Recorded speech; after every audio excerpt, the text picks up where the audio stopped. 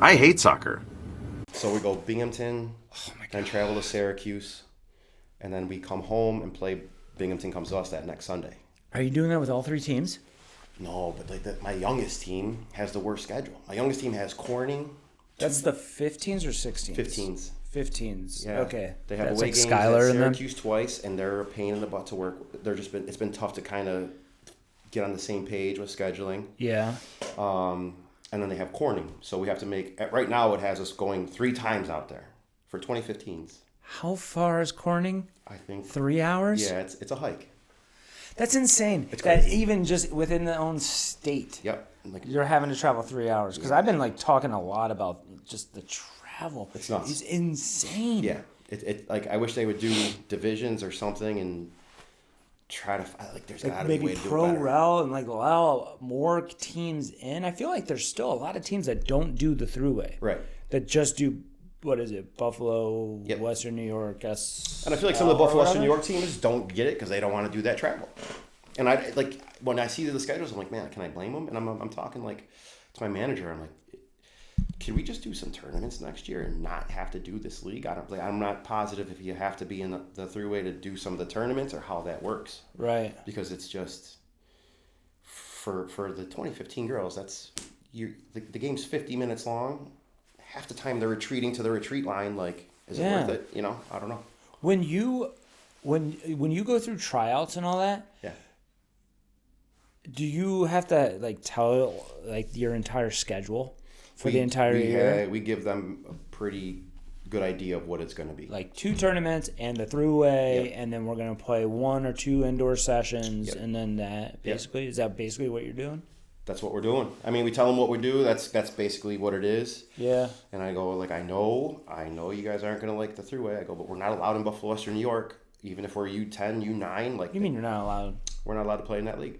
I mean, if we were, Why? Their decision? Politics? Their decisions. Yeah. It's all messed up. You wonder why I call it I Hate Soccer.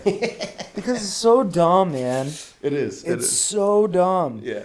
But why? Because somebody pissed them off or something? I think I don't know if there's that fear of going against us, or if they have kids that dual card, or what it is. And I mean, you know, at U9, U10, that's usually when we're going to be more competitive with each other. Yeah. So, yep. It's so frustrating. It is. It's so frustrating. So you just have those 3 teams, right? Yeah. Who has the 16s? Is that Jamie? Jamie. Okay. Yeah. How's she doing? Jamie's. I was just talking to my buddy because Dolan, and he's just like, this is her Who first is team. Nolan? Dolan, head coach of Damon. Oh, Dolan. I thought you said Nolan. No, Dolan. Dolan, head coach of Damon. Yeah. So we're talking about because Jamie's a true U9 team playing in the U10 division, and it's tough. And she's tough. She has a young assistant. Where maybe if we redid it, we would have a more experienced assistant with her. Yes. Right? So we talk about that stuff for next year. Uh-huh. But she's going through it right now, and it's her first team where, like, Dolan's like, I had O'Hara hers. and North Tonawanda, and I was like, yeah, I was at Kenmore East and Kenton before I even stepped into the premier site. Yeah, teams. Stallions, So yeah. you get like a little bit of experience dealing with parents and stuff like that. So it's just I remember being young and I felt like parents ate me alive. Yeah, and like the parents mean well, and it's not, but she's new, so it's just kind of the communication before these things even happen. Yep. Just kind of talking about, this is what we're doing, this is why we're doing it. Yeah. And just go over playing time and stuff like that, and how things are going to be and all that stuff. So you don't have these questions or issues when the season's going on. She talks to me about like, I want them to work on, I want them to be able to do this, this, and this. I'm like, dude, we're talking about like 8, 9-year-olds. It's tough. It's yeah. not easy. I used to always talk about that to Charisma. It's like, stop looking at it like a player, and you have to transition and think of it as, dude, it takes a while. It's so fun. Especially when you're still playing, and it's like, I still don't believe that the best players make the best coaches necessarily, because they can get super frustrated and I can do this. Why can't you do this? Why can't you understand and stuff like that? So that's like part of the learning curve. Like when you're a younger coach, and it's just like I think like, how do they not know this? And then there's times you're like, wait a second. They're not all like the way the kids were on my teams or at Division I. Like you have to teach them this stuff and show them like how we do things and break it down to simpler forms. And then all of a sudden, when it happens, you're like, yeah, it's a beautiful thing. Have you been doing a lot of stuff with Damon right now? So in the spring, I'm not there very often. I was in the office last week. Went on a couple recruiting things. I've had Taylor Feigl. Feigl? Yes. In? Yeah. I like her. So, she was really good at the Stallions, really good at Lockport High School. And I think it was a little bit of a shock to her last year. Yeah. Yeah, so and then she got mono, knocked her out. Because I just trained her brother the other day. And he was in here too. Yeah, good kid. Yeah. And Taylor's a great kid too. But it's tough when you get sick during the season, and it's you're a freshman, so it's all kind of new to you. Yeah. And I don't know if maybe some people think they're just going to go to Division II and it's going to be easy. Right. The schedule's still demanding, man. Oh yeah. And Dolan said she's been doing really, really well at practice. Yeah. Really well. That's what Taylor was saying too. But she has like something. She has something going on with her legs where like it's super wound tight, so she has to have like a procedure to go and like loosen up the muscles and whatnot. I don't know. That's but yeah, she's a good kid, and I hope she makes a good jump this year because you watch her, like she could score some goals. Yeah, and it's not easy to score goals. So how's it going at Stallions? It's going good. Like I feel like we're headed in the right direction. I think we have some really good things going on behind the scenes and things that are coming out now. I mean, multiple house leagues is huge because we used to, I think like... You're talking about like what they do here on Monday nights? Yeah, I think that's your foundation, Dude, the very first session of that, the first 8-week session or whatever, they have like 20 kids and I think they have a wait list. Yeah, it's great.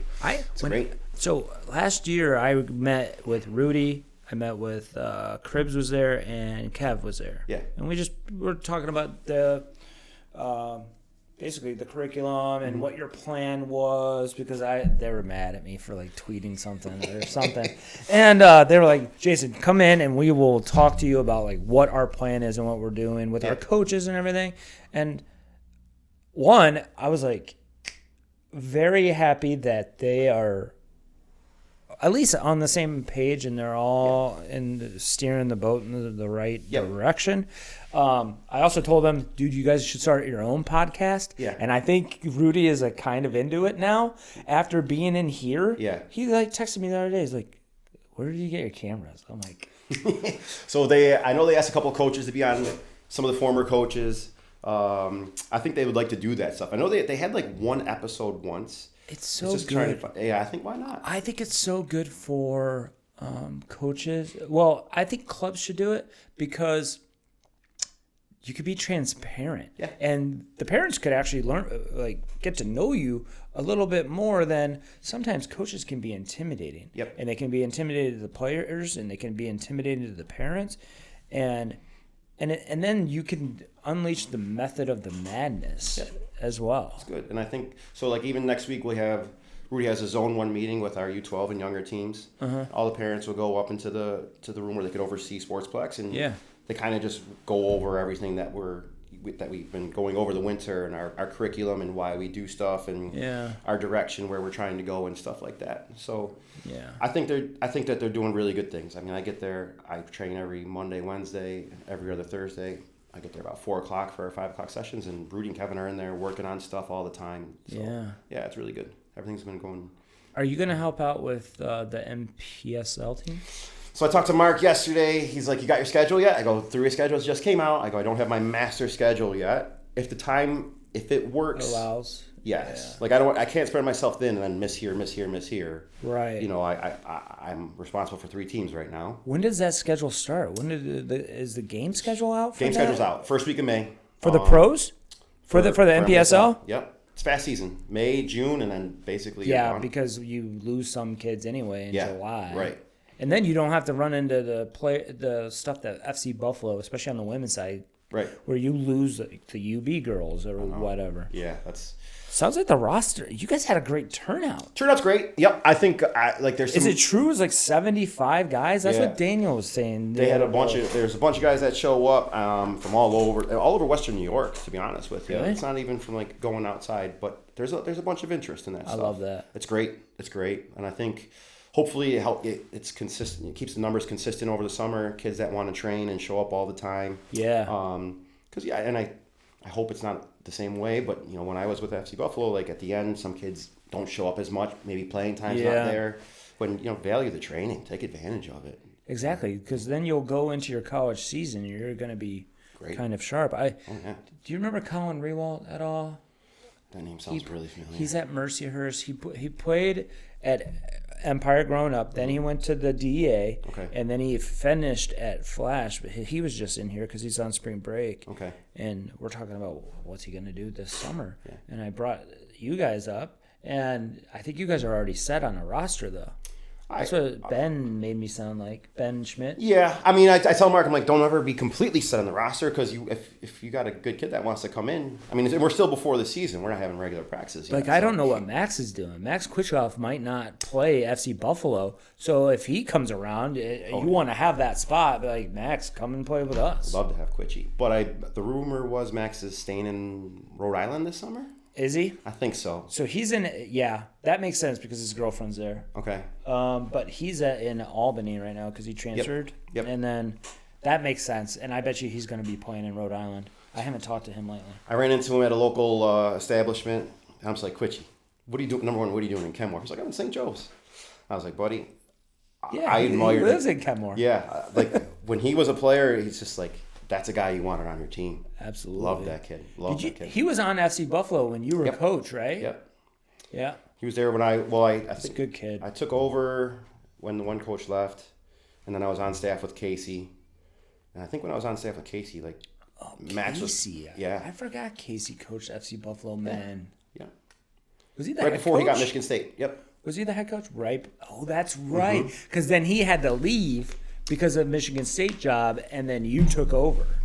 So no, I took over when it was. Hey guys, thanks for watching this episode of the I Hate Soccer podcast. If you feel stuck in your recruiting process, we created a guide that includes feedback from 15 college coaches and 10 current college soccer players. Inside this guide, you'll find out what really works in recruiting, from showcases, ID camps, highlight reels, and more. Check it out at playmakertraining.com/recruited. The Erie guy. Okay. So he don't know, but he left for whatever reason. So I talked to Nick and I took over that year, and then the following year was Casey, Yeah. Johnny Grabs, and then I worked with the keepers basically. Okay. Yeah. And then you didn't do anything last year with Sean. No, last year I was Netter's doing all of it, right? Yep. Is Netter helping out with Stallions? Is he doing the goalkeeping for Stallions, or are you So- doing the goalkeeping for Stallions? No, Netter like on Mondays works with our keepers. Yeah. And then Saturdays he has like his own thing or sportsplex thing. Yeah. Netter does a good job. Netter does really good. That'd be really tough for you. If 3 teams and goalkeeping, Yeah. it was so exhausting back in the day. It's kind of just like you have to again scale back sometimes. I enjoy the 3 teams, and there's times where it's a little bit crazy, but I don't miss much, if anything, to be honest. You've always been pretty much on the girl side. Love For the most part. Yeah. That's how I've always been too. Yeah. That age from like 10 to 13 Yep. has always been like I have the most fun with those groups. Great. I had like older teams. Sometimes they start talking back or a little clicky, and like you try. It's a little bit different. The younger girls, they still think you're funny. You're teaching like such important stuff. I feel like at that age, They want to get better. Usually, they want to listen. Usually, and they want to like make you happy. They want to like please you. Yep. Right. So they want to make sure that like. Did you see that one? Did you see that? Did you see that? It's like, yes, we saw it. Like, good job. So those are fun groups. Oh, it's like you think like you get there at 4:00, you don't get out of there till 9:30 some nights. Yeah. Doesn't even seem like it. Flies by. Sometimes you want more time. You know, You're right. When you go from one session to the next, and you break it down. Yeah. And it's like, you look, and you're like, oh my God, we only got 15 minutes left. Like, they're going to kill me if I don't give them enough scrimmage time. Yeah. And you're like, I wish I had more time. And then the next group comes in, and it's just a whole different group of girls and characters. And like, it's fun. It is a lot of fun. I've had Jamie help me with your teams. Good. And it's so funny because you see the real difference in age. Just going from back to back to back. Yep. You go, what is it? The 15s, the 14s, and then the 13s. Yep. It's like night and day because the first group will struggle with the like the concept or whatever we're trying to work on. Yeah. And then the second group, they're better. Yeah. But they still have some learning. And then that third group is like, it just clicks and we can move on faster. And it's like, and then you just, I think that's helping Jamie really come along and be like, oh. Yeah. And then I'm like, Jamie, and you have, you don't have this team. No. You don't have this team. And you don't have that team. Yeah. You have this team over here. Yeah. And it's like, you have to. Younger than that? You almost have to go. I hate to use the term dumb it down, but there's a way. I don't know how you run your sessions, but I like to do pretty much the same thing with all three groups. Oh, yeah. But we could just tweak it and make it harder for this group, and then you have to make it even easier for her, which would be her group. Absolutely. Yeah, just like numbers, or if there's just another variation to make it a little bit tougher for the older groups, like we'll do that stuff where the first group, all right, until like when they need to be challenged more, then we'll push them to that next level. But usually it's just the same session, same ideas, but it just gets harder and harder, like not really restrictions, but just spacing or numbers and stuff like that. So as you get up, and it's funny because the 13s, like lately, just things have been clicking, and just the way that they're moving the ball and stuff. I'd like them to be a little more, they're a little static at times off the ball. Yep. But things that I've talked about for a year now, it's finally starting to kick in. And it's like, it gives you like a reassurance with the 14s where they're not there yet, but you know that they will get there. Right. Just keep going. Just like keep working at it. And like I tell the 14s, like, man, you guys you're motivated. They have some intense sessions and you love it, but it's like that learning part, you know, like understanding how to help your players, like, or just simple things like receiving the ball the right way. Yeah. And they could be super competitive, but when they receive it and the first touch is right back into pressure, well, you're not really helping yourself out. So just little things with them. But yeah, it's just the 13s, the way they've been clicking a little bit lately has been really fun to see. Yeah. Yeah. I was just thinking about like, man, when you were coaching FC Buffalo men, did that take you a while to like get back into the habit of coaching men versus coaching 11-year-old girls? Yeah. Yeah. Because you're even in the college game, you're on the women's side. Right. So did it take you a while? Like, I have to drive these guys. I need to like. It's like the coaching style is different. The level, it's just a whole different level. Like those guys were so good. It's a different sport. It is. It's way different. I mean, you're now I'm playing with guys that know how to ping a ball 50 yards, and you know their first touches are great. Yeah. So it's you know that was actually almost like a learning experience for me. Like you go home and you're watching video and you're just thinking about the sessions and you're making sure like, all right, is this good enough for these guys? And we have to make sure that we're pushing them and making sure that they're prepared for the opponent and stuff like that. Yeah. So it was just a whole different ball game. So like just being prepared and going over stuff ahead of time. But it was fun. I'll tell you that. You know. Yeah. And I mean, working with that high level of players and whatnot. Yeah. And you know, like they got kids from all everywhere. All over. And I think we're hopefully getting to a point where it's going to be more Buffalo based. That'd be great. You know, more Buffalo talent, but then you're going to steal some of the Buffalo talent. Maybe. See how things go. I know.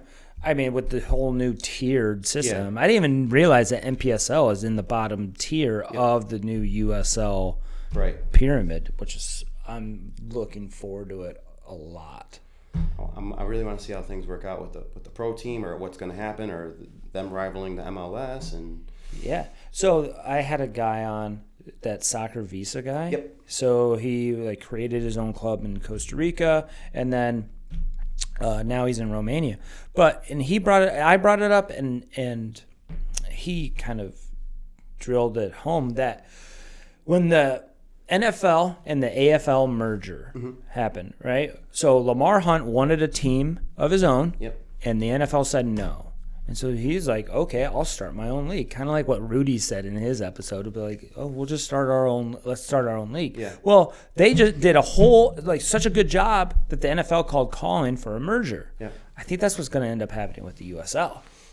Hopefully, Wouldn't be once the tiered system and promotion and relegation happens, but it's all about the money. That's How are you going to make money off of it? Because the USL takes all the money from themselves. I didn't even know that USL had a TV deal. But instead of like the NFL, the TV deal, you know how all the teams get part of that cut? Yeah. USL takes all that money. Really? I had no idea. That ESPN Plus is it, or was it?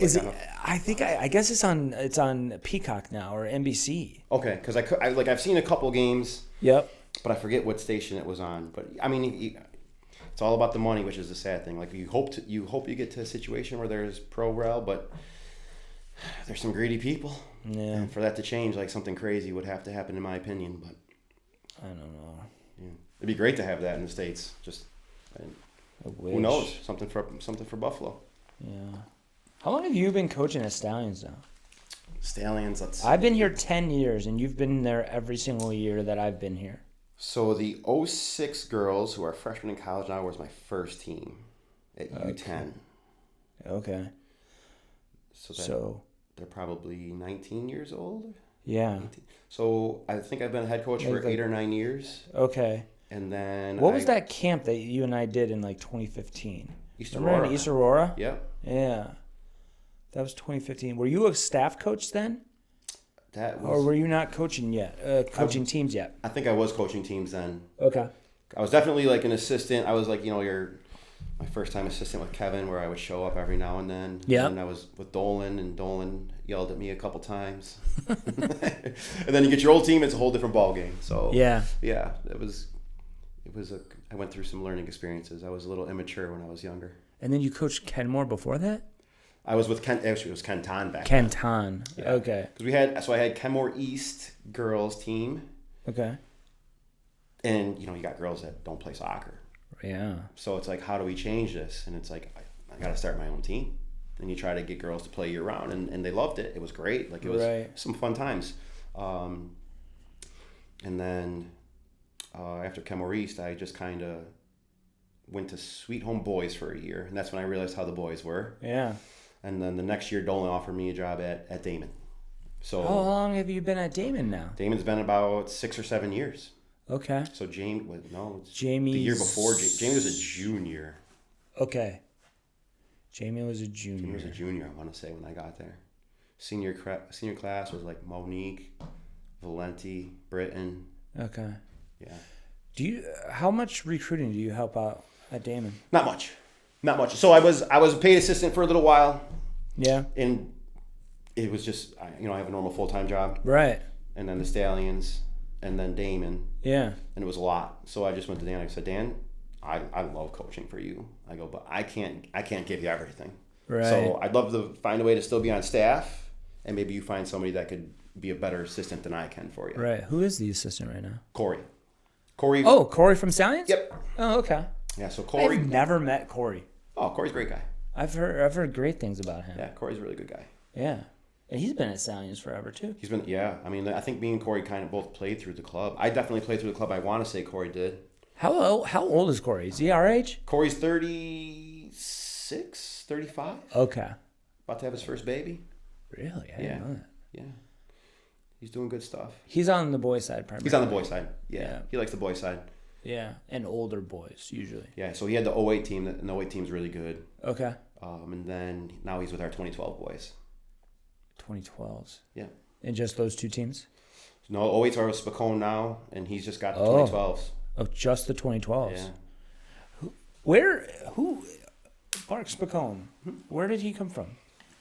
How long has he been been At a young age, Mark was with the Empire. Okay. He's a bit older. So he took some time off, was like a recruit for U.S. Soccer. It was like a very knowledgeable guy. Okay. And then I think he was kind of had the itch, and the MLS Next reached out to him, so he was there for the past year or two. Okay. And then I think he's kind of just he knows Kevin and Tommy and all those guys, so just kind of wanted to be a little bit closer to home. Wow. So things kind of worked out where he could take over the 08 boys, and then the NPSL happens, which is great. Wow. So yeah, Mark's he's not a new face, but he's just kind of back into it now. Right. Okay. Right. Got it. And then, I mean, speaking of other guys that are coming back, Donnie.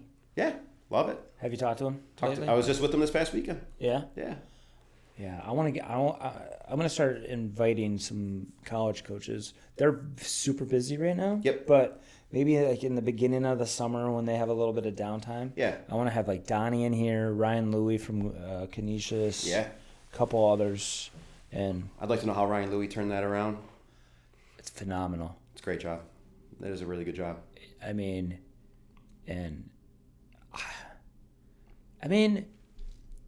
part of it is the recruiting. Yep. But it's the coaching too. Oh, yeah. It's his game stuff and his game management. It's really good. Even the recruiting, like when I was at Canisius and you go to different campuses, it's like, why would You played at Canisius. Yeah. Okay. 1 year. I went JUCO, Canisius, ineligible. Okay. But you go to other campuses and you're like, man, what are we doing at Canisius? Because there's some really nice campuses in the MAC. And Right. It's so I always wonder how the coaches can recruit there. It's got to be tough. Yeah. It's got to be tough. So to get the recruits there and then, to be able to have success there in a couple of years, basically. Yeah. So. Do you see what Donnie's doing with his recruiting, kind of? Do you follow the women of Niagara? Yeah. So whoever's running their social media is doing a really smart job because it's all Niagara Falls. Yeah. And they're like showing the gorge and they're showing, this Niagara Falls at winter. And they're showing like local stuff that's awesome. Yeah. And it's like, okay, some people bag on Niagara or Canisius or whatever. And I think what they're doing social media wise is pretty smart. So there was, what was the school? They were really good at D2. They're just outside New York City. Okay. But it's not New York City. It's a scary place probably to walk around at night. But they get their drones and it's all across like New York City. And that's like their recruiting video. Exactly. So they have a bunch of foreign kids come in. Yep. And there you go. They're unbelievable. I coach at University of Detroit. Yep. And, okay, we all know the movie 8 Mile. Yep. Well, University of Detroit is on 6 Mile. It's even worse. And, man, they barely allow recruits from outside of Detroit come to the visit. Because as soon as they see it, Yeah. a lot of it is sight unseen. Mm-hmm. A lot of it is Canada, far away in Canada. Be like, hey, come play D1 in the States. Yeah. And they get it. They get some high-level players. But, dude, people were shot like across the street. The joke is that whenever there would be an ambulance or a cop car going off by us, that's our fight song. Like that's the joke there. It's like, I don't know. I mean, They were good at basketball for a little while, I think. yes, they were. Who's in their conference that's really good? That would be like, let me think. Why am I going blank? Is it Detroit Mercy? That's Detroit Mercy. That's the school. Okay, because one time the guy at the golf range, Why am I he's going talking blank? to our Damon coach, and I was like, "Oh, you're a basketball guy." He's like, "Oh yeah, but they always had so and so in their conference. They always came in second place." Yeah. We would have like Wisconsin, University of Wisconsin, Milwaukee, Okay. I think, or maybe it was Green Bay. It was one of them. What were the Ohio schools? I don't even remember. It was so long ago. Yeah. They weren't in the Horizon. They were in the, I forget the conference too. Okay. I think I'm thinking of Horizon because the Horizon's like Oakland University, Okay. who's also good at basketball. Who else is Horizon? A couple of Ohio schools. I don't even remember. yeah. I'm missing an obvious one that went to like the Final Four a couple times. Is it Butler? I think Butler. Is Butler in Yeah. the Butler's either in the Horizon or they're in the what U of D is in. Okay. Yeah. And where's Akron? Is Akron in the MAC? Akron's in the MAC, Akron's in the MAC. and they had the powerhouse on the men's side for a while when UB was around, but I haven't heard much about their men's side lately with no UB. But also I think they had like a coach that was connected to U.S. Soccer, so that helped them get some recruits. Do you think that losing UB has hurt soccer in this area? Yeah. Yeah, I do. I think it almost. You could argue that it killed it almost. I mean, look at the turnout for the women's games. Yeah. I mean, you go to a women's game and they get more people than football sometimes. I feel like. Yeah. Think about how the men's would be, and it hurts. You probably want more soccer here, and UB Stadium is a good little venue for the teams and kids to go watch. Yeah. So it's tough. I mean, Niagara's up north. You got Bonn in the south. UB's got that nice location right there, and they had some quality teams come in. So you get some bigger teams, or they would go play bigger schools. Yeah. And the women they beat Pitt this last year. Yep. So just imagine if the men's team did that. I just think it would help out so much. It's sad. I mean, you talk to the guys that played at UB, and they're like how disappointed and frustrated they are with that. So. Yeah, and then the following year they build the indoor facility. It's Yep. like I thought this was a money issue. Well, donors and stuff. Well, Yeah. I mean, I don't know. I don't know what men's college soccer is going to look like in 10 years. Everything's gonna be different. I feel like. Because I had Colin in here, and he was hilarious. And he was just talking about all the internationals. Yep. He plays at Mercyhurst. All 11 players Yeah. are internationals. Yeah. And he said that on Fridays. He said on Fridays they do starters versus non-starters. And he's like, everybody's speaking a different language. Yep. He has his coach from Guatemala and yelling at him for going in too hard on a tackle or something like that. Have guys from Morocco and Spain and Australia, and it's just and then he goes, I feel like a foreigner on my own, in my own country. Yeah. It's that's men's soccer right now. That's what it is. The JUCO rule is going to be interesting if that takes place. Have you heard about No, that? what's that? So the JUCO rule is if you play 2 years of JUCO, it's not going to count against your eligibility.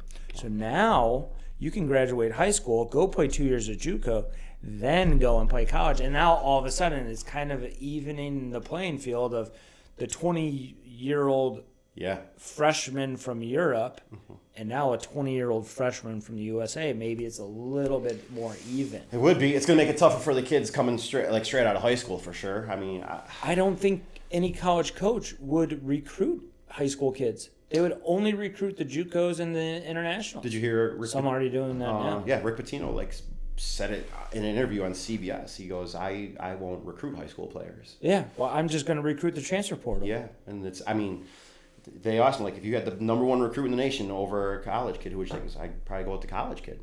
It's going to be a different landscape. Yeah, there's so many unsigned girls right now for this fall.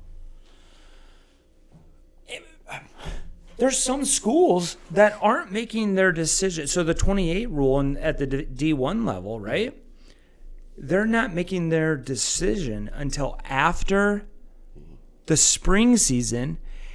And if they say, okay, you're cut, those girls might not have a spot to play because where are they going to play? Most of the teams that are at that level are already going to have a full roster. Are they going to go down to D2 or NAIA or something? If they have money left? I think that's where we're headed. I think it's going to trickle down where all of a sudden D2 is going to be even a higher level. Yeah. I already have a high respect for D2. Yeah. And it's very, very high level. The players that I think it's going to trickle down, and it'll trickle down to D3, and it's going to trickle down all the way. Yeah. And I think it's just going to be a better product. Yeah. But do you and Dan talk about this at all, where girls stick their nose up to you guys because you're D2? Do you guys see that at all? I think sometimes locally, maybe. Locally? We talk about it a little bit, Damon, when maybe their girlfriends are going somewhere else. Right. I mean, if Damon was, he says that if Damon was a school in Ohio, would it be a big deal? Probably not. Exactly. So if it's Tiffin, right, which is Tiffin's D2, and yeah. Yeah. So we have Girl from we've gotten girls from California. Girl from Washington just came in, and like they don't know any different, right? So it kind of helps them. Some of the local girls maybe, but we've gotten some pretty good local girls lately, right? For sure. Yeah, Taylor's one of them. Yep. You got Nevada. You've got you had Jamie. You had. There's been a bunch you try to recruit at home first, and then expand. So we've had internationals. We've had girls from the West Coast. Yeah. So we have a good mix, but I say the majority of them are still from home. But sometimes you wonder, all right, you're not going to come to Damon, but you'll go to some random school in Ohio or wherever it might be. Right. But, is Dan coaching at Stallions, doing anything at Stallions right now? He kind of took a year off. Okay. Yeah, he had a lot going on, and then he just, he's just enjoying his time at Damon. Yeah. Just focusing on Damon, huh? Yeah. We're looking to try to bring him back as like a mentor. Smart. Yeah. Yeah, just kind of, like Rudy does it already, where he'll just watch our sessions and kind of help us out a little bit. If Rudy is watching sessions, is he kind of like?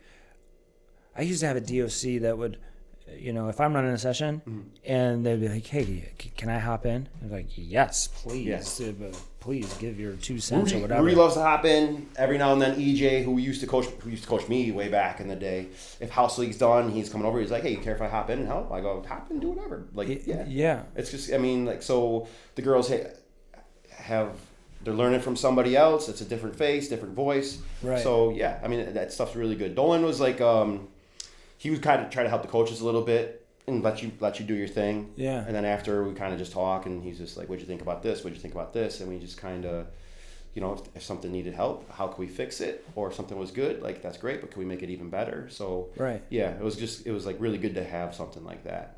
Absolutely. Yeah. Do they tell you like what the topic is going to be, or do you kind of like go on your own plan? So we get a topic every week, and pretty much the session. Now we'll tweak it every now and then, or is it with the specific drills and everything, or do you just say, or do they say this is the topic and you come up with your session? So no, it's topic. Here's 4 activities, a warm up and everything like that. Yeah. And here's links to those activities so you can see it online. Okay. And then like the coaching points and stuff like that. Yep. So some of the stuff I like and I keep, and then other stuff I'm just like, all right, for our girls, I think we could step it up a little bit more, or dumb it down a little bit, and just kind of tweak it to your team's needs and things like that. Mm-hmm. So it's in just making sure that you're focusing on that topic for that session. Yeah. Like yesterday we're working on transitioning, and we talk about a lot in our club where we're really slow to react in our transitions, so we have to do a better job of it. And which group are you talking about? Yesterday probably the 14s. Okay. So you want to talk about that, and then but the attacking team, they're kind of being stagnant, and you'd like to see some little combinations and things like that. Yeah. But I don't want to give them 10 coaching points in a session. Let's get the 2 or 3 main things that we're really focused in on, right, and then be better at that stuff. Yeah. So that's kind of like how our curriculum and our stuff works. Now, does it go by age group, or would you do that same curriculum with all 3? The topic is always the same for the most part. Okay. So transitions are a little tough for the youth, the 2015s, our U10s. Yeah. So, we might spend a little more time on our warm-up, and it might be just our passing, or like just working on your rondos, and then your 3v1 rondo. If the one steals it, don't let them dribble out. Can you blitz, right? Right get away. Them back. Yeah. And it's funny, like, the girl will steal it, and they're all like, blitz! And I'm like, love the communication, but you actually have to do it. Like they just stand there and scream it. And just scream blitz. So they get better at that. And then so with the 14s, it's kind of like when we get into bigger numbers, and maybe it's 6v5 or something like that, and the 5 take it. Now how fast can we win it back, or how fast can you get back into your shape? So and there's times like you go through it, and like when you're coaching it, it's so good. Like I love it, and I'm pumped. And then you let them have their play, and they figure it out. Yeah. And the girl steals it, and you got 3 girls that stand still. And it's just like, for the last 40 minutes, this is what we talked about and worked on. Yeah. And now when it's up to you guys, can you identify these moments on your own? Right. Because in the game, it's their game. I don't say much. So, like I kind of hang out there, and there are some things that I'll say, or I like to do it better, like on the sideline when they come over. Exactly. Just like, remember that moment here and here, just kind of show them that stuff. Yeah. But, hopefully they get, when they do it on their own, it's fun. It's fun to watch. Do they help? Does Rudy or, now Dan, if he's going to be a mentor, do they come and watch your games too? Yeah. And interject and talk to you during the games, or do they just like sit there and watch? No, they don't talk to me during the games. Like if they think something really needs to be fixed, they'll talk to me. Yeah. I'll probably get a text, or we'll talk afterwards for a little bit. Mm-hmm. Last game, our third defender was off a little bit too much, so a pretty good girl dribbles through, and two defenders. Our third defender is a little too far away. She goes and scores. And Rudy actually talked to her after the game. Yeah. And just said, hey, on that play, maybe you should be tucked in a little bit more. Yeah. I mean, it's just thinking back to like Jamie. Mm-hmm. It's like, do you know Ben Schmidt? You know Ben Schmidt? I know Ben Schmidt's a Canisius. Yep. And he came up through Stallions. He played for Corey. Mm-hmm. And then he went to RNY, and he was actually helping out with the Socceroos. Okay. And Mob with Lou Potter's teams. And he would talk to me about his games because he had no idea what to do coaching in games. Mm-hmm. Because I remember my first games. It was a preseason tournament in August in Michigan, and I had no idea. Our DOC, my mentor, came and he's like, "Can I interject?" And then he just started yelling at the players. I'm like, "Oh, okay, I can do that." Yeah. Because I had no idea. Right. So with coaching development, with the younger coaches, is Rudy stepping in and doing that with hopefully Jamie? Most times with me, he'll talk to me afterwards. Yeah. Jamie's on the other side because we train at the same time. And so there's a lot of times Jamie's players will show up early and start training with my team, and then they'll run over to Jamie's. Okay. Like that. So I'm not positive how that has worked out. Right, because you don't need that anymore because you've been in it for. You could always learn. Well, yes, of course. Yeah. But I mean, how many young coaches are there at Stallions now? So I would say that we have a little bit more of an experienced group now. You do, right? So Dan Kane's been with us a couple years now. I love the work that Dan does. Alex from Duville, he was at Damon, now Duville. It's his first year. It's Jamie's first year. Sean, Mark's been around a while, but he's back with us. Yeah. So the coaches that we have now have been on staff for probably a couple of years besides Jamie and Alex. Yeah. We have Nicole Greachin, mm-hmm. Molly Tobin, Mia Augustino, a bunch of younger girls that we're trying to groom. So they're assistants with our younger teams. I like it. Yeah. So all on the girl side? Yeah. Okay. All on the girl side. Jamie's our only female head coach on the girl side right now. So we got to get those numbers up. Yeah. Yeah, it's good for the girls to. I've had my 13s for a while now, and next year they move on, and it'd be nice for them to. Do you only? What's the? How long do you have teams for? So you 3? usually go two to usually 3. Yeah, 2.5 is the sweet spot. Yeah. If you can give them up in the spring of the third year, that's almost the best time. There's times you want and sometimes the parents are a little nervous with change, and especially in the middle of the season when they're going off to somebody else. But you think about that after you've done your training and stuff and your indoors done. Now can we already and hopefully that coach knows the girls and is ready to take over, and that'd be a great time to turn them off so they could see what they're going to get from the coach the following year as well. Right. Because if they don't have any idea, that sometimes parents panic or they just don't, they're not sure what they're going to do. But I think and then when Molly shows up every Monday, when the girls see her, they love her. So yeah, it's great. It's great. It's fun to see. I'm not the fun guy anymore. Now Molly's that one. So it's okay. That's funny. Yeah. Oh my God. Yeah. All right. So something. One of the reasons why I want all the Stallions, I'm gonna almost invite all the Stallions guys in here eventually. Mm-hmm. How? Let's say I was gonna start a club. Yep. I am not starting a club. Okay. But I could already hear the rumors going. I know. And people beg. People are like, well, can you just start a club? I'm like, no, why would I do that? But in this right now in Buffalo, how would you compete with the Flash? How do you keep? I mean, it's always the grass is always greener over there. It's always, well, they put so and so into. Well, Linda Olmark went to North Carolina. It's Good luck with that. Well, Good luck first of competing all, with that, you're not Linda Olmark. First of all, two, Linda was developed in Japan. She wasn't developed at Flash. I mean, the Flash obviously helped her, of course, along the way, but her technical ability was honed in Japan, and it's like, how? I want to know, how do we build Buffalo into? There's multiple options. Right. I don't want there to just be Flash and Stallions. I want there to be multiple options. So then all of a sudden, now we're talking about maybe we turn Buffalo into a hotbed someday. Yeah. That's always been my goal. It's always been my focus over these last whatever years. Yeah. If you're starting a club, again, like the foundation is your house house league. So can you get 50 to 60 kids in your house league?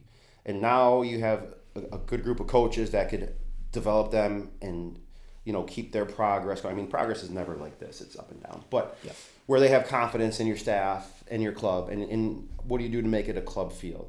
Multiple times, and I know you're big on it's teams, it's not really club.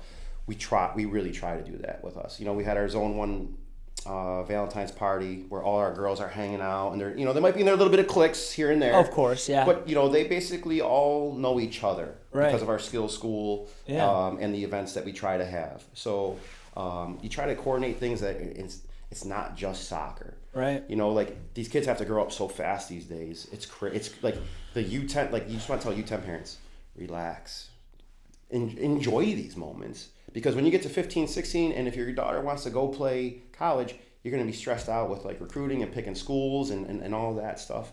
Just have we don't want them to be stressed out. We want them to have fun and love the game and just like enjoy themselves. Right. So can you start there and then just kind of, it'd be great to have a platform. I mean, the ECNL's at the top, but if you could get a platform right, then you keep your best players maybe, and maybe you build even more. So.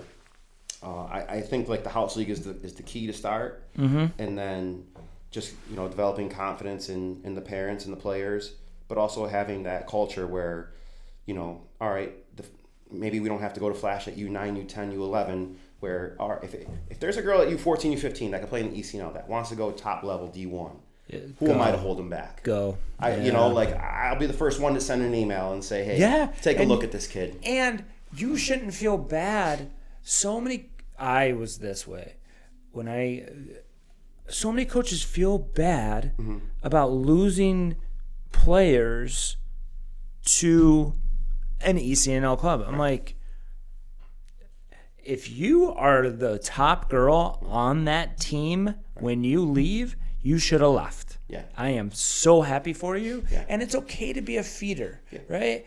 But when it's 5 or 6 girls, or if it is enough girls to deplete the entire team, then it's like, then you look inward and you're like, man, what did I do wrong? What could I have done better? And it's like, dude, it had nothing to do with you.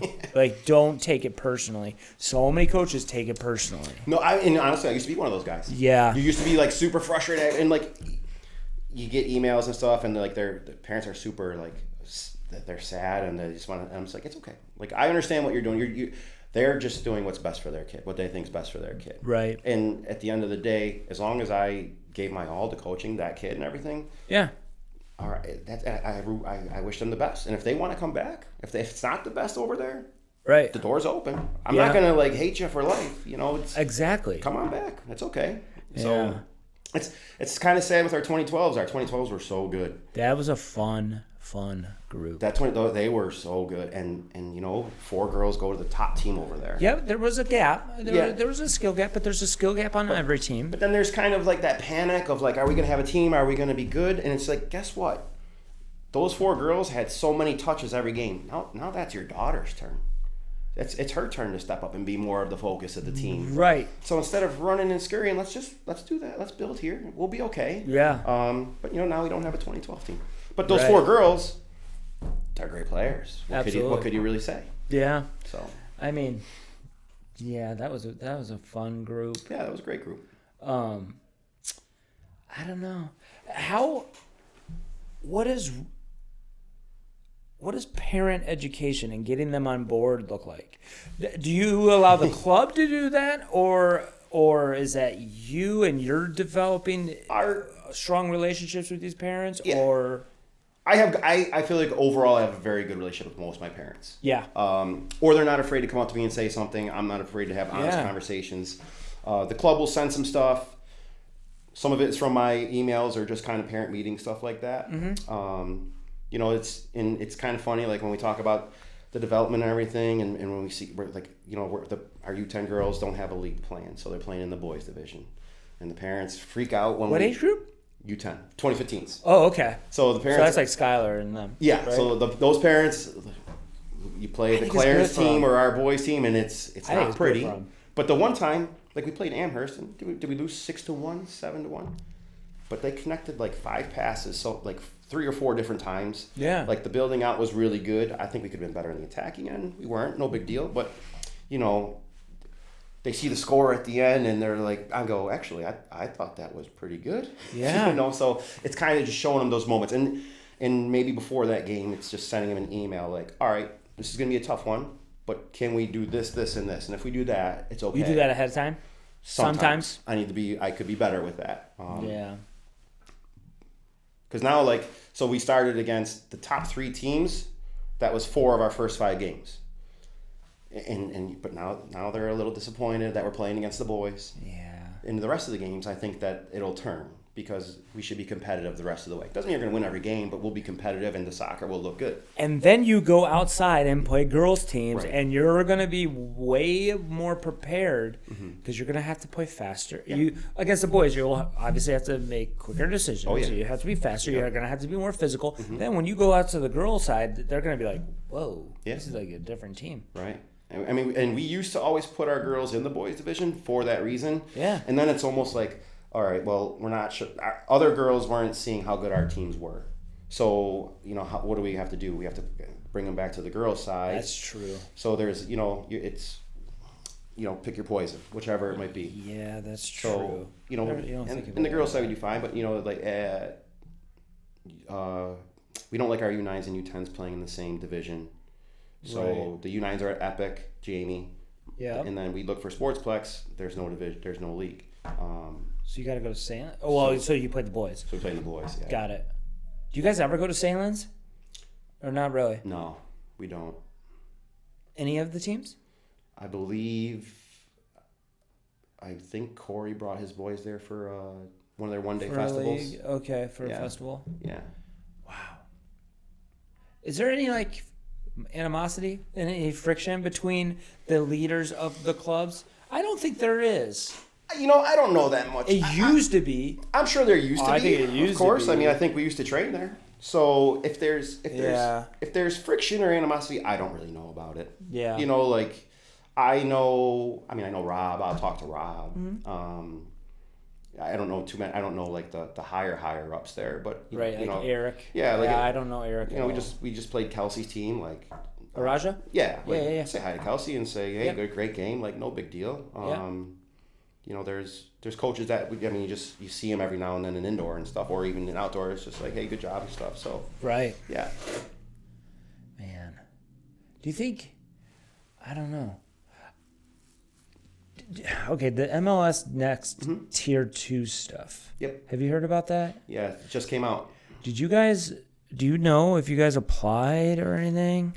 Or is it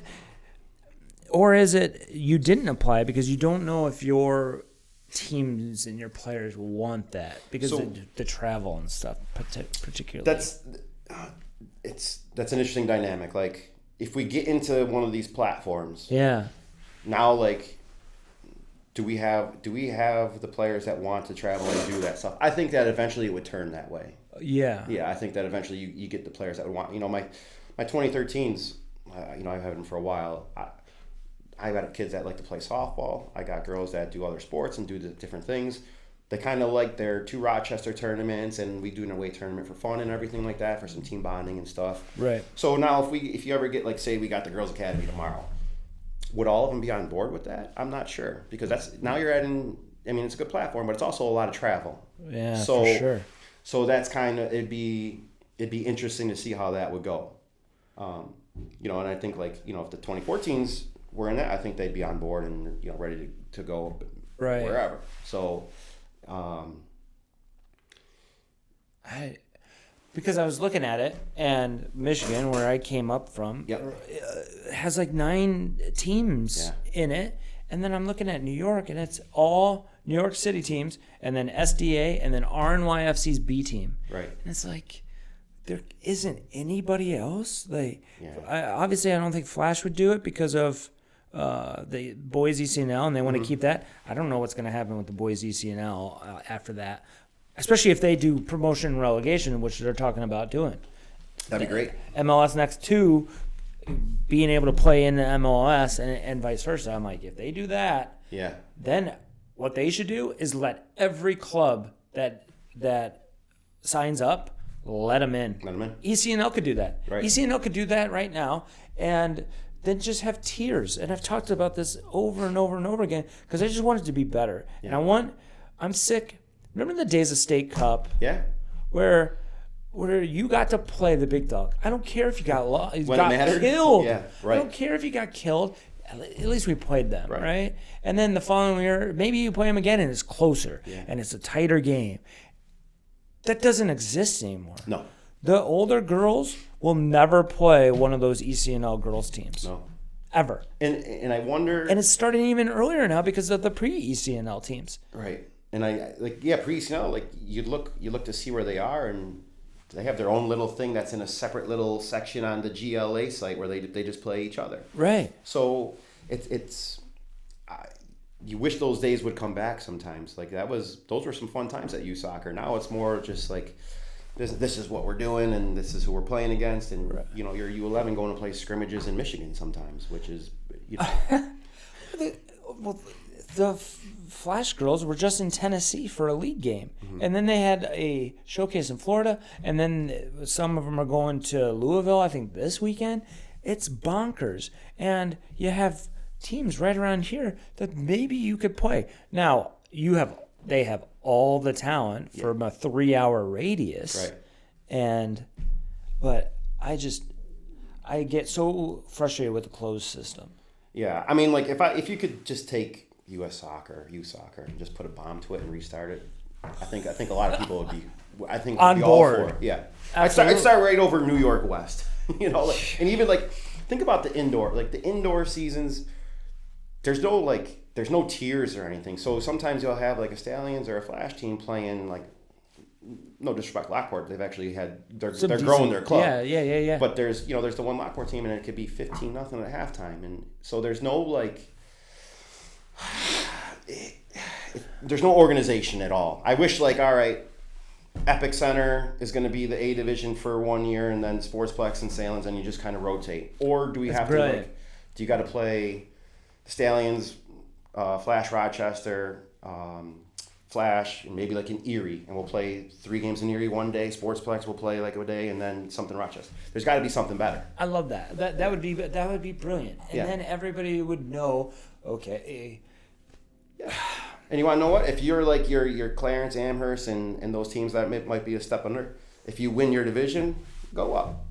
Go play the teams against Rochester and Erie and, you know, in Western New York and stuff. Like, there's just got to be something better than what we have going on. Yeah, because it's just a hodgepodge of teams, clubs, leagues. Mm-hmm. You know, and Rudy nailed it when he was talking about how, well, I don't like what you're doing, so I'm just going to go and start my own league. You know, I'm going to go start my own club and my own team. And it's like, there has to be somebody that overlooks everything. Do you think Buffalo could ever be a hotbed? It would take some bigger heads getting in the same room and kind of sorting some things out. I would like to think that someday, yes, we could certainly be a hotbed. I mean, we see the results with one club. If we got multiple clubs going, right, I think that hopefully the results will be even better. Right, and I think that, I mean, right now, the Flash has a 3-hour radius where they have kids from Erie, they have kids from Rochester and Syracuse, and sometimes Binghamton, and then Canada coming down, and they have all of this talent. It's like, why isn't there more Buffalo talent on there? Right. Is it because we're just not small? We're not big enough? I think that's a cop-out. I think that we could be small. Look at Iceland. Right. Iceland goes in the Euros and whatnot and competes, or in a World Cup and competes. It's like, the size is not the factor. No. I think it's the amount of clubs. And it's not necessarily the amount of coaches, or people go, well, the coaching needs to be better. I can't stand that argument. Yeah. I mean... Yeah, the coaches, they could be good, but it's not like the guys in Europe are reinventing the wheel. Right. All the stuff that you guys are doing at Stallions is the same stuff that they do over there. A lot of the stuff that the Flash does is the same stuff that they do over there. A lot of stuff that I do is the same that they do over there. It's not the coaching. Right. Is it the amount of players? I don't think that either, because there's tons. Ben Schmidt told me that he's an 05. There are only 4 Division I 05 boys out of that entire age group in just Buffalo. Think about how many kids probably played in that age group. Yeah. And we only have 4. That's a problem. Yeah. And that's including Flash. That's including the guys that ended up playing at R&Y. That's including every other club. It's like, we've got to do better. Yes. Because... Go ahead. And like sometimes I feel like it's just being, maybe it's too much too soon, where we talk about, I'm happy that there's an FC Buffalo and now a Buffalo Stallions for us to play, because I played college, and like I said, I wasn't eligible my senior year. I wasn't a very good student. Yeah. But my best days were still ahead of me, and I was lucky to play like when I was 27. How many kids like are done playing and like 21, 22? They're already done. So yeah. And if you look every year at like U19 for that state cup that we talked about, you get like 2, 3. Sometimes you're just given a pass into there and you play a round robin with 3 teams. Yeah. So how do you keep the kids to like love the game for longer? And maybe it's pushing things back at being so serious at U12, U13 to U14, U15, or maybe even later than that. And maybe we can be a habit instead of like, oh my God, instead of training 4 times a week and traveling, I'd like to hang out with my friends. Well, you could still do that stuff. Right. And we'll just push it back a little bit more. Now, like as you get older, we have a bigger pool of players that still want to play. Yeah. And we have more teams that are still around. Yeah. I mean, think about think about Kylie Morano was from North Tonawanda, and she was a very motivated, self-driven player. So she played for North Tonawanda her whole life. Never played for Flash, never played for Stallions. We get a diamond in the rough at Damon. She loves the game. Like that kid is always, every practice works her butt off and everything. She's an All-American at D2. And like, but there were probably never, I mean, her father was a coach, so maybe he was tough on her because I know who he is. But she didn't have to do that like rigorous, crazy schedule. Now, maybe if she was on one of those teams, she would have been identified and played at a better school or bigger school than Damon. Right. But,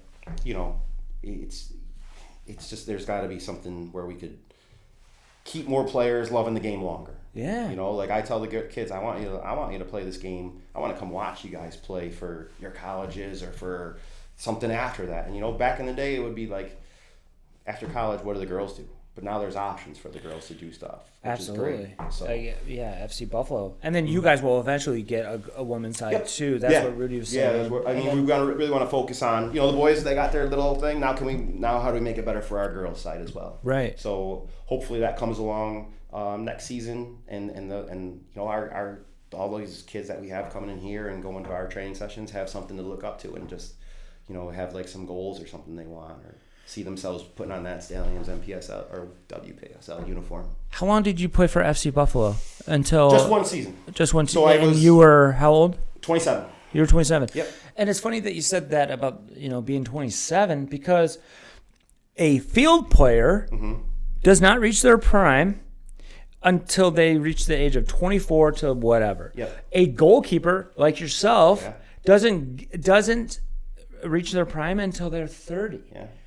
How many kids are done at 22? We're developing and we're focused, so hyper focused on college placement. Yep. It's like, dude, you're gonna graduate at 21, 22, and you're not even a full player yet, and you're done playing.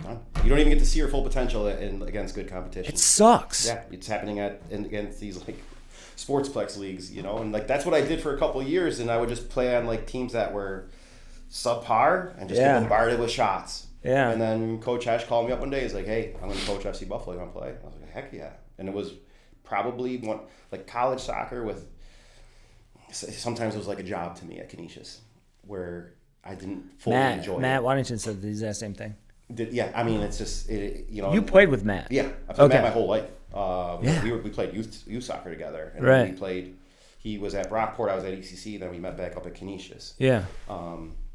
But you know, you go play for FC Buffalo, and it's like we're training these days, and you get to play, and the level's great, and you don't have to fit your weightlifting and training and study stuff around your classes. It was like a breath of fresh air, because after college soccer, it almost leaves a taste in your mouth. Like, man, I loved youth soccer. I loved it. And then you go to college, and it's just like ECC, the level's not great. Right. Canisius, it's like, okay, but we weren't very good. And like I said, it felt like a job. So it was tough. But then you go play in the NPSL with FC Buffalo, and I was like, oh, I missed this. I loved it. Absolutely loved it. Right. I think like follow Marcy. I want to say Marcy said like playing for FC Buffalo was some of the best years. Like she had a lot of fun doing that. Yeah. Yeah. Yeah. Charisma. Yeah.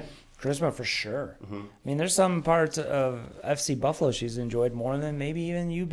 Right. Yeah. But Buffalo Pro Soccer. Yep. Do you know anything about that guy? Do you know anything? So Pete, we were around the same, like probably. He's a little BDSL. bit older. He's a little bit older younger than us. He's younger than us. So I don't really know him too much from soccer. I knew he was a very good player, but he also worked for AdPro, so I would call him and get my T-shirts and catch up a little bit back in the day. Then I didn't even know he went to Omaha, but I saw like just through Twitter stuff he was doing really good things at Omaha. Now, was he the owner in Omaha, or was he just the coach, or like what's his background? I don't want to give misinformation, but I think he was the GM. He's the GM. I thought he was the GM. Okay, all right. Yeah. Of a USL club. Right. Right, and they did really well. They did do really well. Yes. I wonder what took him out there. I don't know him at all.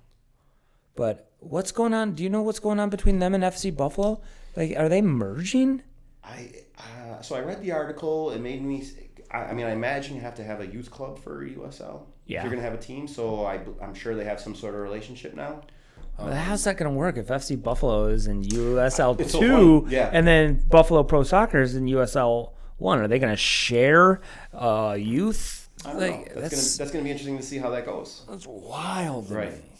Because I think the news of like them and the youth club came out, and then like a couple days later, the new tier of USL the pyramid, right. So it was that's all interesting. I'm not sure how it's going to work out, but I'm definitely interested to see how things go.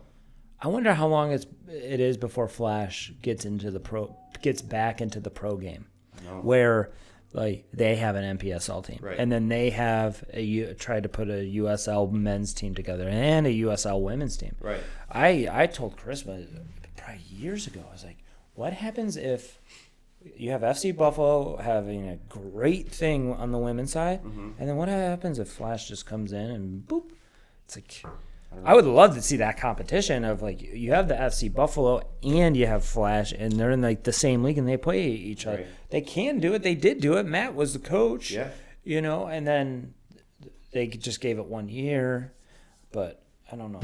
I'm interested. Like I've always kind of wondered that. I'm like, how come they don't throw a team in there? And maybe they have their reasons why they don't. But with this new pyramid, with the pro rel, and if it's feasible that you can make some type of money off of it, I think every club in the country would have a pro team. Right. And I think that's the ultimate goal, and that's how it is in all of Europe and South America. I'm like the money part. I'm interested to see. I think it's going to be really tough to make money off of it. Because how are you going to make money? Merch, Joe from Soccer Visa broke it down. It's like, okay, ticket sales. This is how it works in Europe. Okay. Ticket sales, selling players. we don't have that, Yeah. right? We barely make any money on ticket sales. Facilities or like rentals and stuff like that, or owning. What else? What else did you say? Did I already say merch? Yep. Ticket sales, merch, rentals. Like I can't even think of how else you'd make money. Yeah. I mean, sponsors. Hopefully you get a lot of sponsors. But selling of players is the big one. Right.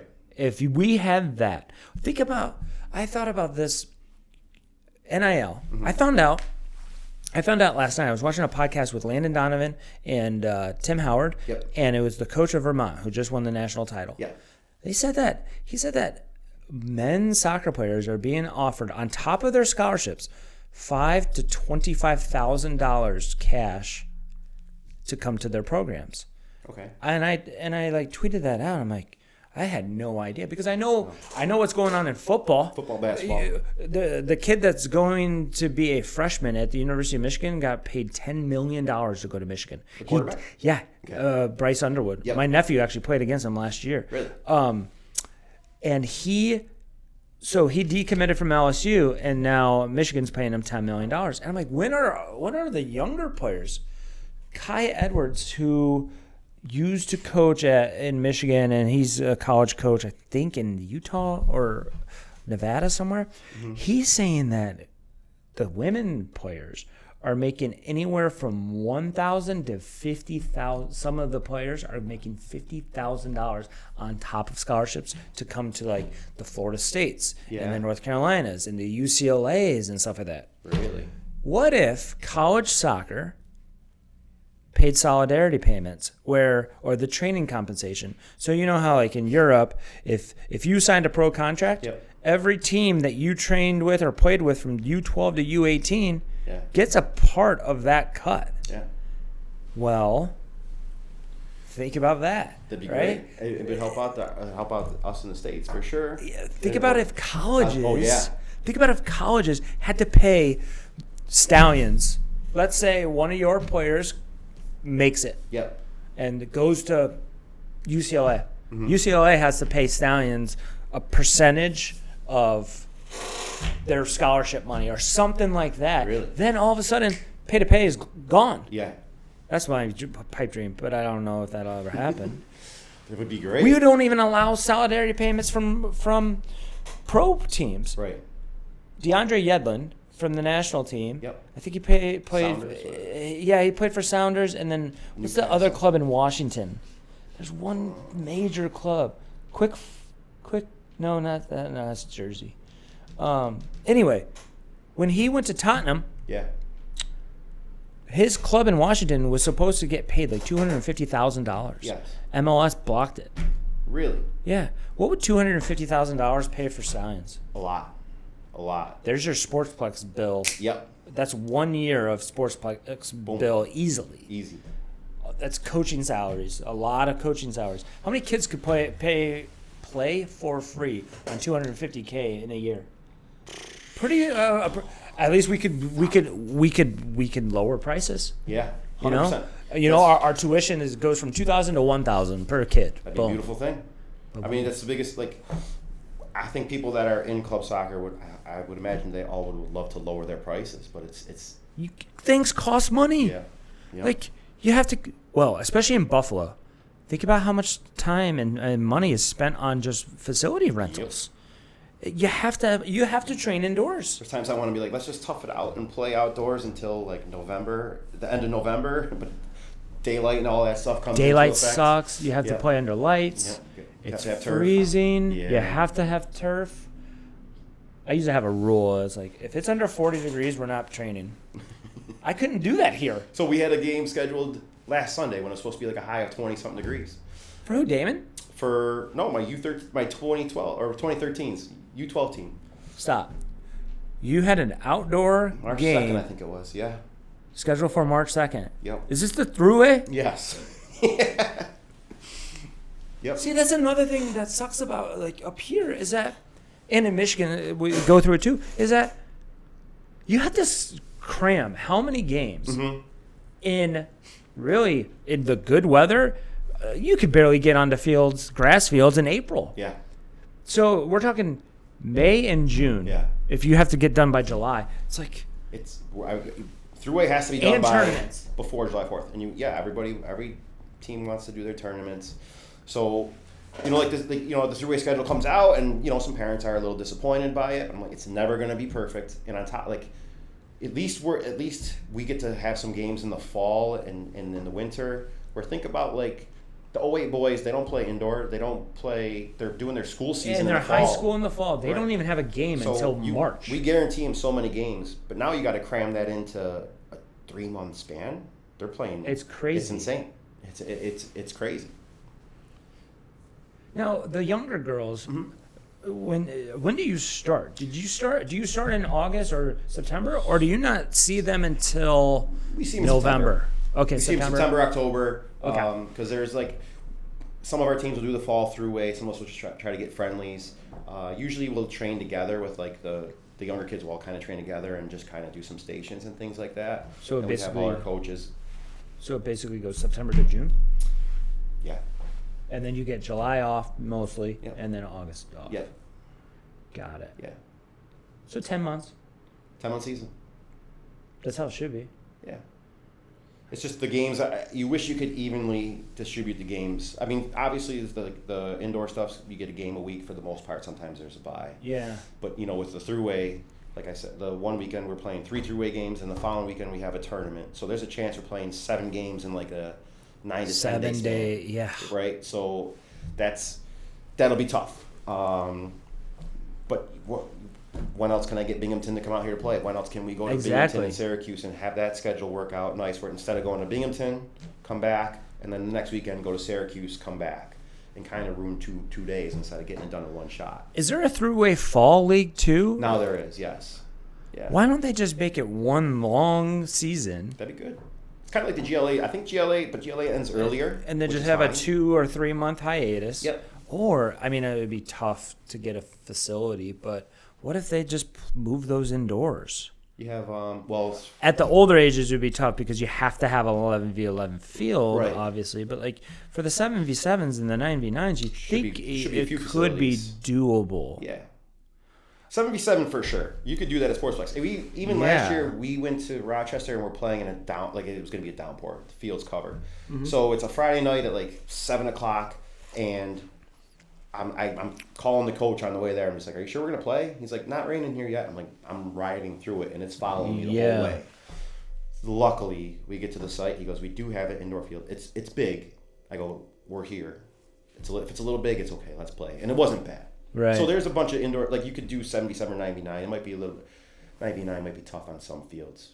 Yeah. But there's more than a few facilities that could, host 9v9. Yeah. Oh, man. Yeah. It's always an uphill battle. It is. When are you going to Vegas again? Easter. With Donnie and Dolan, yeah. How often do you go to Vegas? I try to go at least once a year, sometimes twice. Twice a year? Yeah, it's my happy place. Yeah. Yeah, I mean, like... Where do you usually stay? Flamingo. That's where I usually stay. It's right in the middle. It's right in the heart of the strip. Dude, you're just like my best friend from Michigan. Yeah. Who, he's a degenerate gambler. It's not all about the gamble, though, but we'll get into that. Oh, yeah. So, like, he's a degenerate, and I will say that to his face. Yep. I don't care. And he's a soccer guy. Mm-hmm. Coaches ECNL out there. And same, like, I've been out there a few times with him, and it's Flamingo. Mm. And because it's right in the middle of the strip, and you're right across from Caesars, and you could just walk everywhere. Yeah. The Bellagio fountains are right there. Okay. It's like... perfect. It's so perfect, and it's like... I stayed at Caesars before, and I'm spending an extra $200 a night for a place I'm just sleeping in. It's only there for to sleep. And Flamingo, the pool is like, I love that pool. Yeah. I just love the vibes there. Just like walking down that little strip where the Link is, and all those like the food places that aren't $200 a meal. Like it's a little bit cheaper right there. The Link Promenade, I think it's called, or something like that, leading up to the big Ferris wheel. Yep. Yeah. So, but the first time I went, I'm like, oh, I'm in Vegas. I got to gamble. and I lost a lot of money fast. So now, like, you learn to love the atmosphere and just like the sun's always shining. Walk around, go to the Pool, the food, the shows. Yeah. There's so many things going on. Never been to a show down there. Oh, I've been to a few. Like, and I'll go to a show every time. I went to something like the Jabberwockies. Just one night I was free. I went there for like the over 40 soccer tournament. Yeah. So I was like, all right, I got a free night. I'm not going to do anything too crazy. I'll go over to the Jabberwocky show. And it like took me back to the 90s when they were on MTV doing their dance moves and everything. It was great. Like, to see that in person, I was like, holy cow, that's pretty impressive. What's your game? Is it blackjack or is it poker? No, don't touch those games. I play poker. Because I dealt poker at the casino for years. Which casino did you work at? Seneca, Niagara. Why did they get rid of their poker room? So COVID basically closed us down for a little bit. Okay. Now I was there when I was 20 as cashier. My mom's native, so she worked there when they opened. Okay. Poker room opens up. This is probably right around that moneymaker time. World Series Poker is on ESPN. It's the boom. Yeah. We had 16 tables in the room, full all the time. My mom's like, you got to come work here. I said, okay. So I go as a cashier. She's like, the guy goes, you got to be a dealer.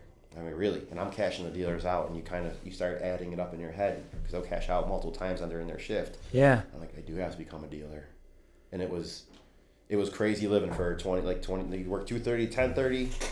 You know, you get up, you get your workouts in. Yeah. You go make some money, and then you go have some fun with your friends afterwards. So another thing about my buddy, he was a dealer at MGM in Detroit. Yep. Yeah, and he was, I don't know if he was blackjack or poker, or maybe both. I don't know how it works. But have you ever thought about moving to Vegas? Retirement. To deal? I have a good job where hopefully I won't have to work when I'm retired. Right. It's crossed my mind every now and then. Yeah. I mean, if I live out there, like it's different.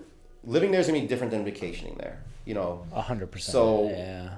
I wouldn't mind like a little bit of a side gig and just kind of having some fun. Just because I used to love that atmosphere when you walked in that casino and just like you got a band playing, the music's going on and stuff. I was like, man, I love this. So when you walk, like every time I walk into Caesars, I get like that little feeling, and I go to the poker room a lot there because I don't. The one time I was dealing cards, we had a week-long tournament, and then our buddies were like, let's go to the floor and play, and all that money that I made from that work was gone. Gone. Yeah. That's the great thing about poker. Yeah. You could sit down at a blackjack table with $200 and it's gone in 2 minutes. Yep. You can make $200 at a poker table last all day. Yeah, and sometimes like it's social. Like I'll sit there and play really tight, just get to meet people from all over the states, all over the world. Yeah, exactly. And just shoot the breeze, have a couple drinks, and exactly. Yeah, it's great. So, how long are you, Dan, and Donnie going for? We're going from Wednesday night to Tuesday morning. So 6 days. Yeah. So like with their schedules, they always want me to go on vacations, and usually it's around holidays. And I'm like, I have Christmas and Thanksgiving are off limits. I have to be with my family. Yeah. So, Easter, I just ran it by my mom first, but I was like, Mom, these guys are finally like off, and I kind of want to go on vacation with them. They told me I could choose a place, so it's going to be Vegas.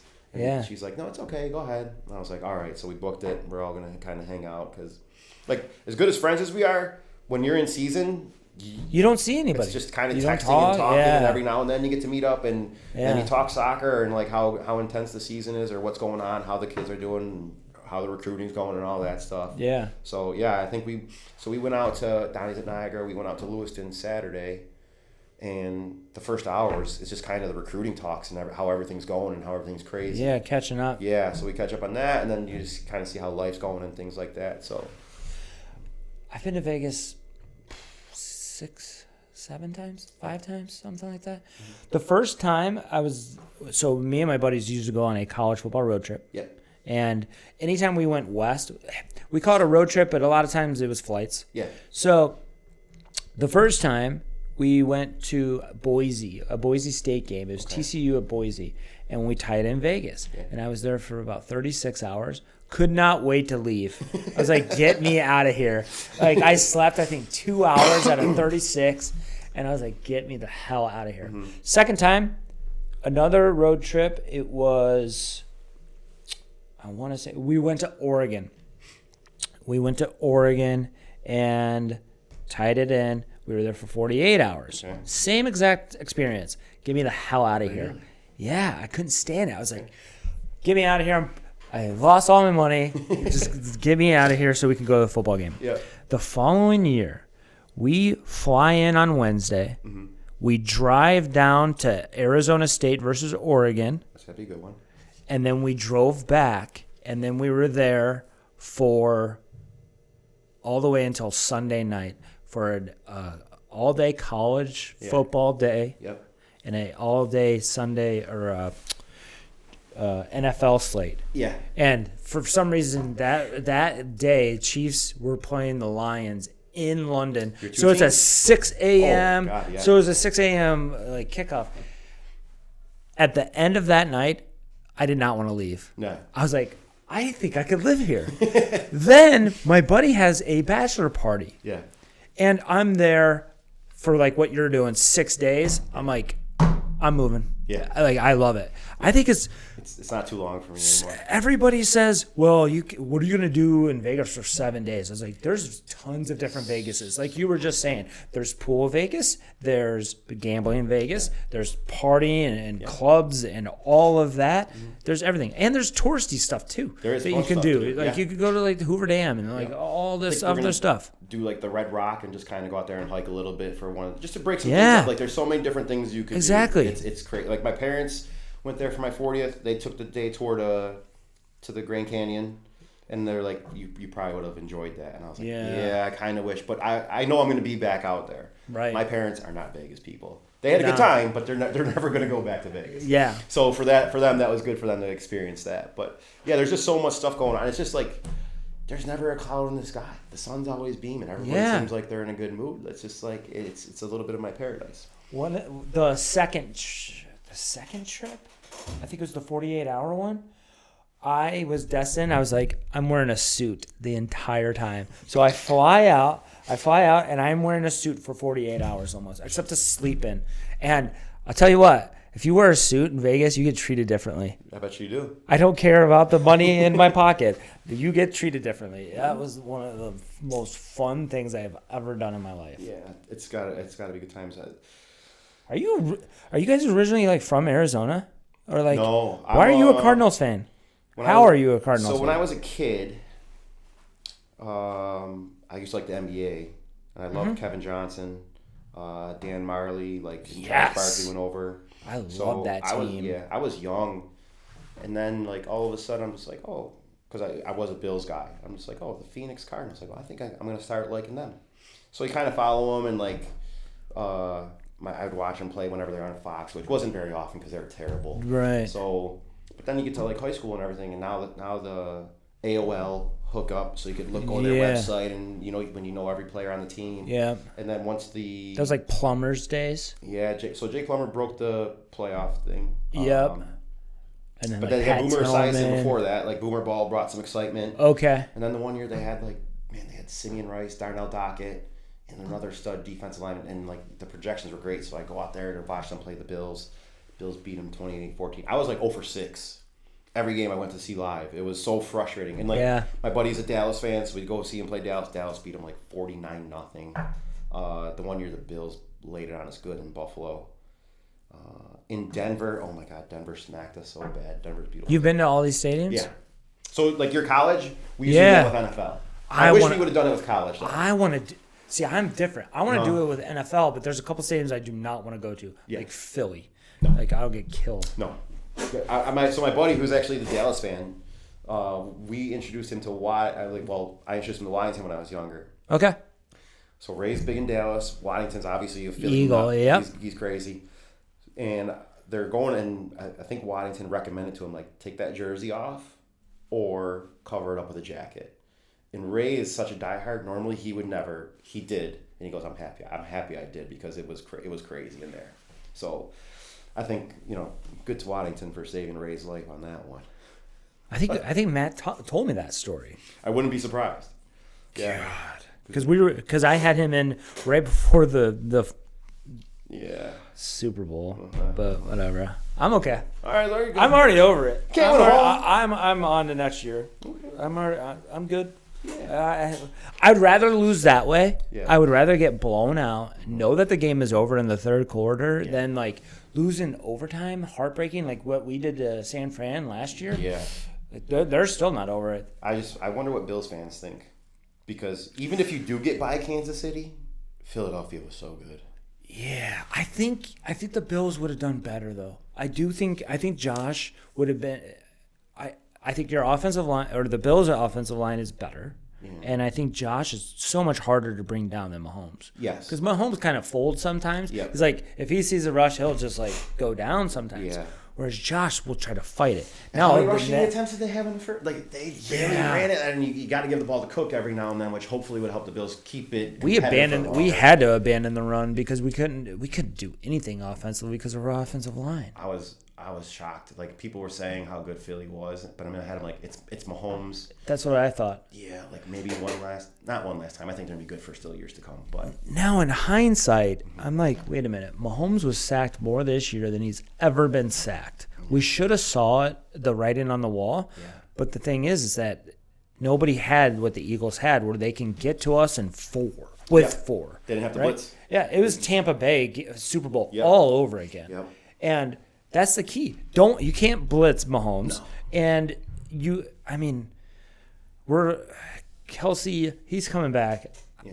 I really didn't care if he came back or not because I'm ready to move on. I think Rashee Rice will take over as that Kelsey blanket, that security blanket. And then I think we're going to be fine. But we'll see. We just got to revamp the offensive line. But I think one of the Chiefs coaches was asked leading up, he's like, does going to the Super Bowl ever get old? And he's like, yes. Really? Yeah. He's like, yeah, we're exhausted. I think the regular season gets old for them.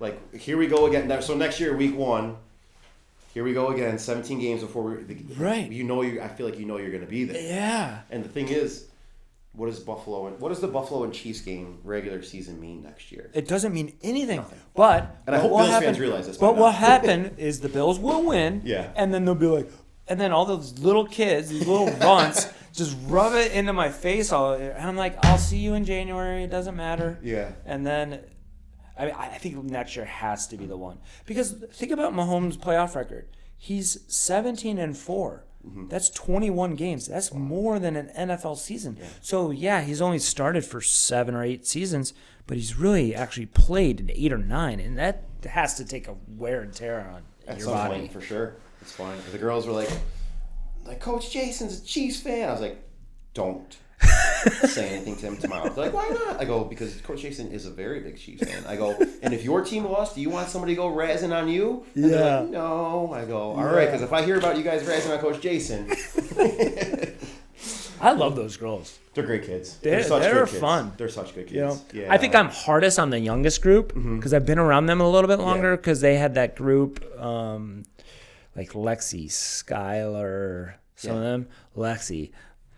Sometimes I have to yell at her just to we had talks with Mom and Mom lays it down shit, it's okay. And she was on vacation for a week and then she comes back yesterday and I'm like, are you focused on soccer right now? She's like, no. I go, you need to be. We have an hour. Yeah. Let's make the most of this. How did you sell that to parents to bring them here?